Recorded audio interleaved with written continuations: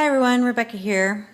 I wanted to go over my A5 setup this go around because, well, some things have changed over the last 2 months and how I set things up. So I think people were pretty intrigued by my last setup, so I thought maybe you might be interested in how that has changed and how the Filofax inserts have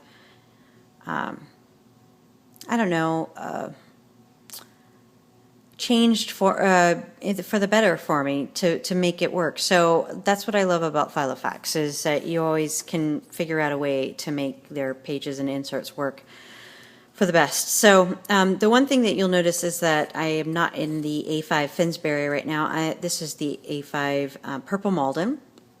I love it. It's a deep, rich purple, and she's squishy, and I haven't come up with a name for her yet. I do have a charm that I added. It's a little photo box. You can actually open it and insert a photo, but I haven't done that yet.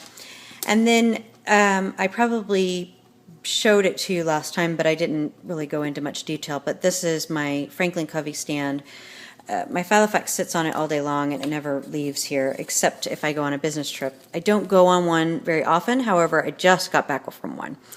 So let's quickly go over what's changed. So the two pens that I'm using now are the 0.7 Pilot friction erasable pens. This one happens to be, sorry, my finger was stuck.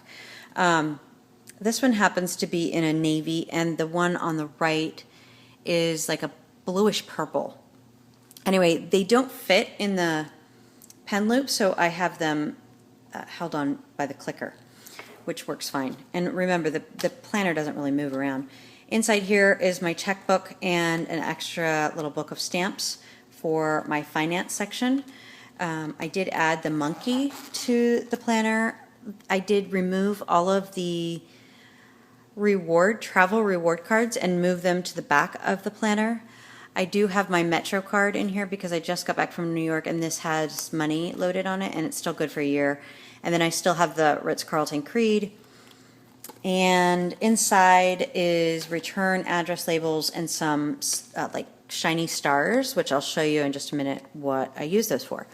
So I got some new dividers. This was given to me in a secret swap and it's made by a woman named Karen Moore, and she's out of the UK and has a shop on Facebook. It's called Personalizer, and I will add the link to her store down below. But this doll that's on here is called Gorgeous. So when I say that I have gorgeous dividers, I'm not just bragging. That's the name of the doll. So, but I love it. It's really cute. That's about as girly as it gets. But I do like that it's purple. So inside here is my info section. So I just flashed all my stuff, which I've already reviewed that with you guys last time. Then another gorgeous divider. This takes me into the month section. This is where I use those stars. I would probably prefer to use those transparent circles to kind of put over the months when I'm done with them, but I don't have any. So if anyone has any, you'd be kind enough to share. I've only seen the, hold on. That's my dog snoring in the background, so I get very angry when I have to listen to that. So I'm going to wake her up very quickly and tell her to go. So, so there's the months with stars, and then I have my own divider that I made with some cardstock from Michael, and it is removable, and it brings me to the current month.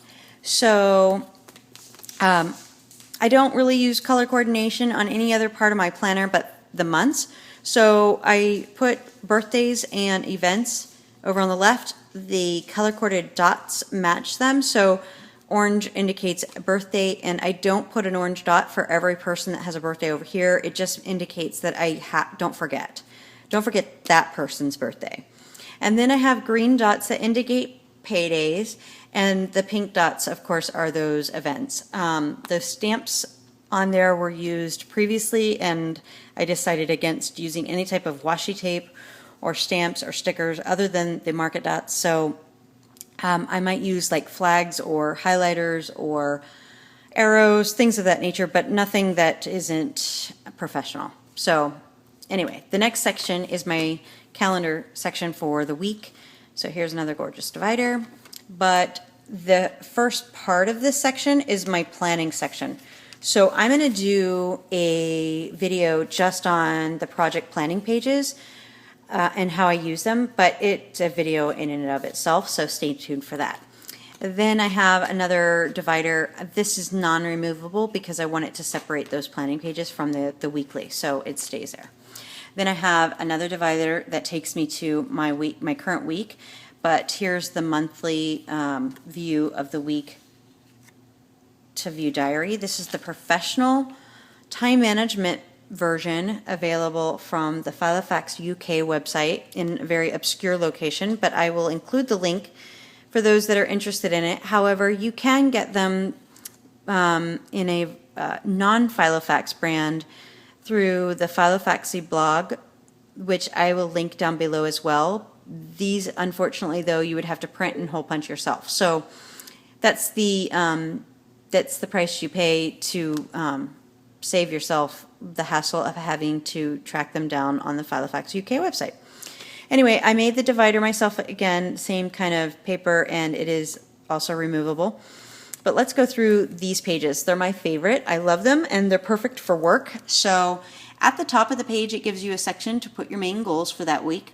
Then down the left side of the page is calendar items, where you would put your timed events. I like to put a check mark next to events that I attended, an X next to events that were canceled, and then I would put an arrow for calls that were moved.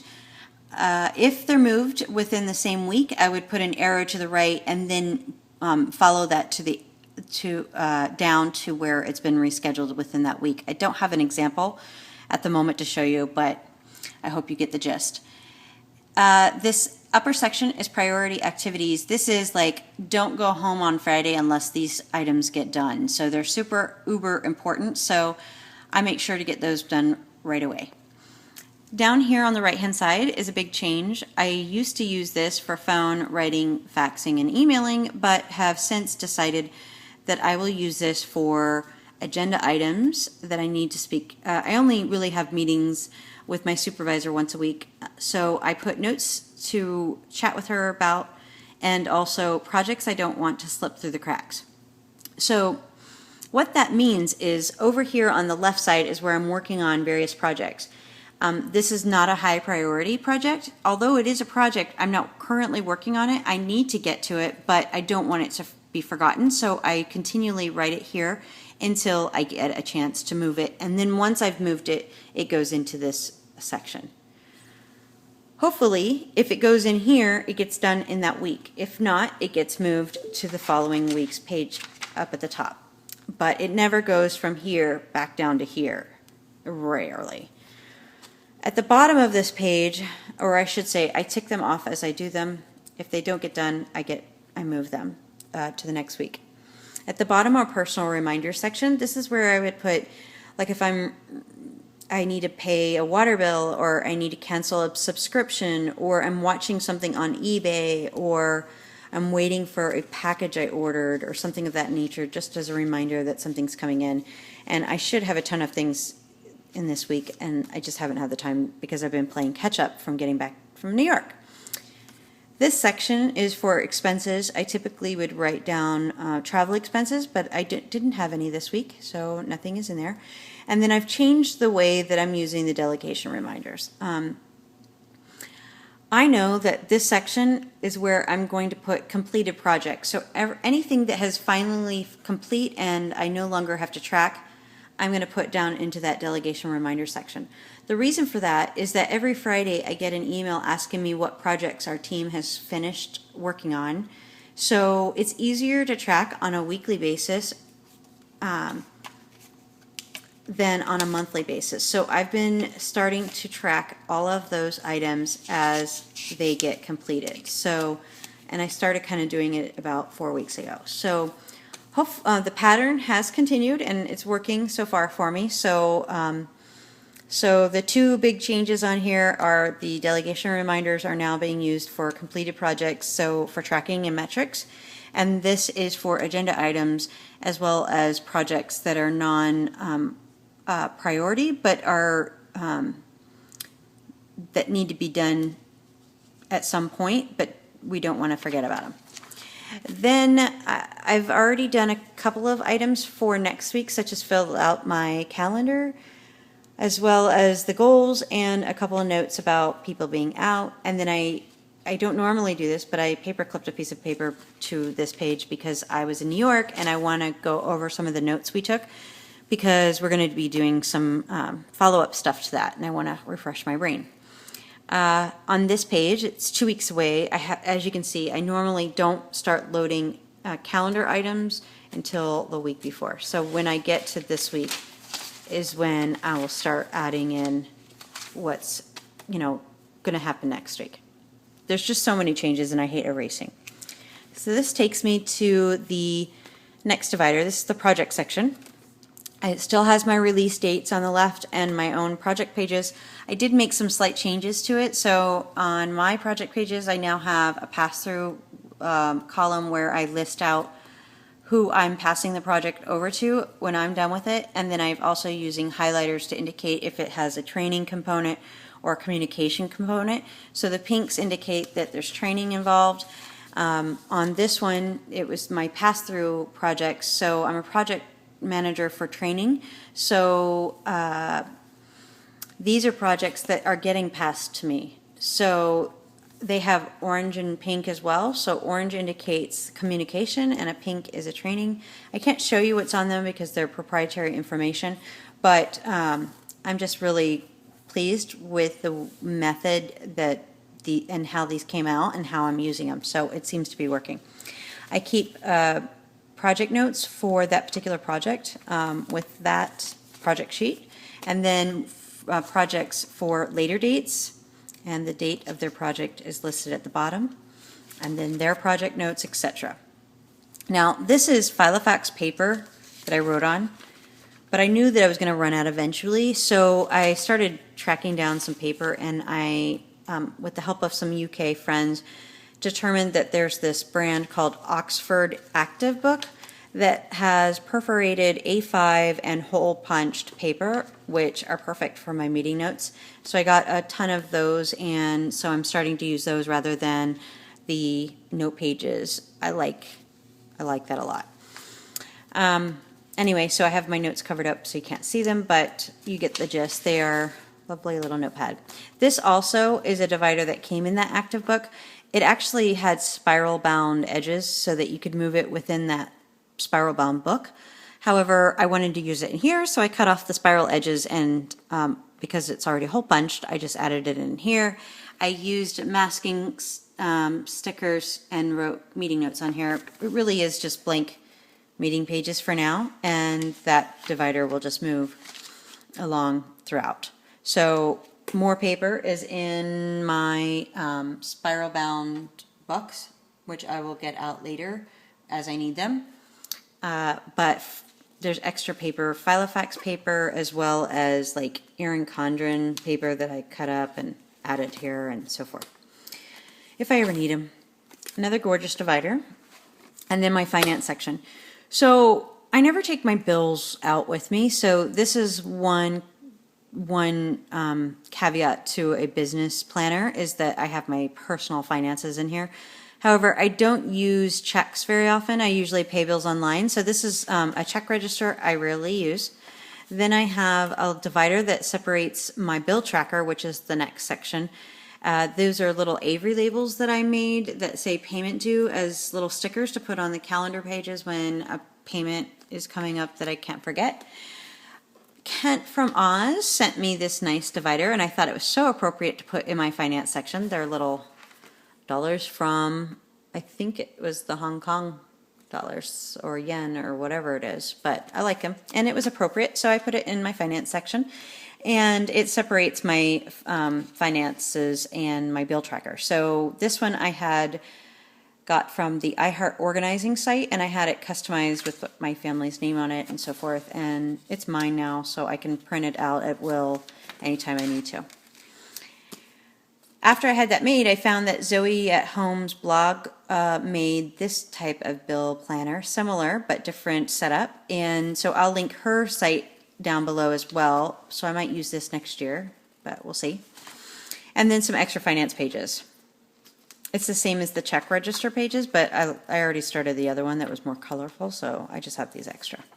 My last divider really has nothing behind it. Maybe something will go there, but I do have those reward cards I mentioned moved to the back now because I don't use them as often, along with grandchildren photographs. And this top opening pocket is still things that I love. They include pictures, my husband and one of the grandbabies, and me with both of the grandbabies. And that side, I have my youngest daughter there. She's very young in that picture. She's much an old lady now. Anyway, this plastic top-loading pockets was actually featured in a YouTube video from Kent from Oz. He did a video using teaching us how to make these dividers, and he gifted it to me, and he said one day it'll be worth $1 million, and I'm sure it will. I'm keeping items like as in an inbox item in here, so this is something that I want to recreate in a larger size because I spend so much time in my A5, so it's a cleaning schedule. My father's birth certificate, I already talked about that on the last video, a pad of paper with some extra notes, and my Pilot friction pen. So that is my A5 divider. I rarely ever close it. Like I said, it usually just sits here in the weekly section.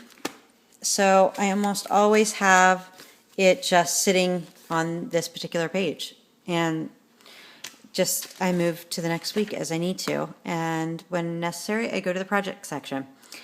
Well, that's it, guys. If you have any questions, feel free to leave a comment below. If you liked my video, feel free to like it and subscribe. I have lots of other videos that you might like on Filofaxes and organization, and I hope you enjoyed this. Have a great afternoon. Bye.